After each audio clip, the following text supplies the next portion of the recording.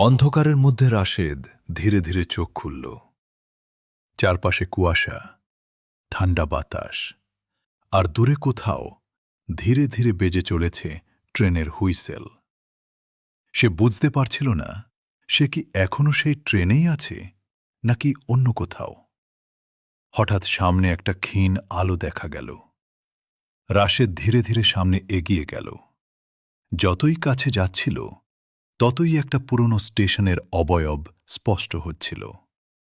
স্টেশনটার নাম লেখা মৃতপুর। তার বুকের ভেতর কাঁপন শুরু হয়ে গেল। স্টেশন পুরো ফাঁকা, শুধু টিকিট কাউন্টারের ভেতরে একজন লোক বসে আছে, তার মাথা নিচু। রাশেদ কাছে গিয়ে বলল, এটা কোথায়? লোকটা ধীরে ধীরে মাথা তুলল। তার চোখ নেই, শুধু কালো গর্ত। রাশেদ ভয় পেয়ে পিছিয়ে গেল। লোকটা কর্কশ গলায় বলল, যারা শেষ ট্রেনে ওঠে তারা এখানেই আসে। হঠাৎ পুরো স্টেশন কেঁপে উঠল। দূর থেকে আবার ট্রেনের শব্দ ভেসে আসছে।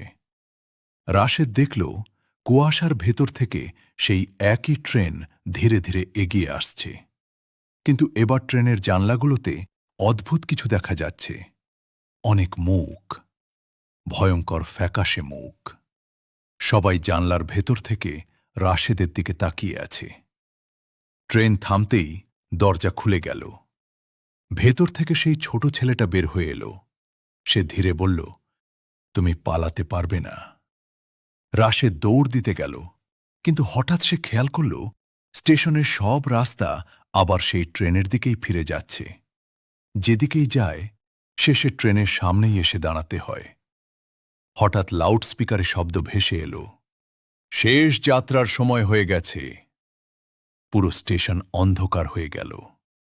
তারপর একটা ঠান্ডা হাত এসে রাশেদের কাঁধে পড়ল। সে ধীরে ধীরে পিছনে তাকাল, দেখল সেই মহিলা দাঁড়িয়ে আছে। তার মুখ এবার পুরো দেখা যাচ্ছে, মুখ জুড়ে পোড়া দাগ, আর ঠোঁটে ভয়ঙ্কর হাসি। সে ফিসফিস করে বলল, এখন তুমি আমাদের একজন। হঠাৎ চারপাশ থেকে অসংখ্য মানুষের কান্নার শব্দ ভেসে আসতে লাগল। ট্রেনের দরজাগুলো একসাথে খুলে গেল। ভেতর থেকে ধীরে ধীরে বের হতে লাগল ছায়ামূর্তি।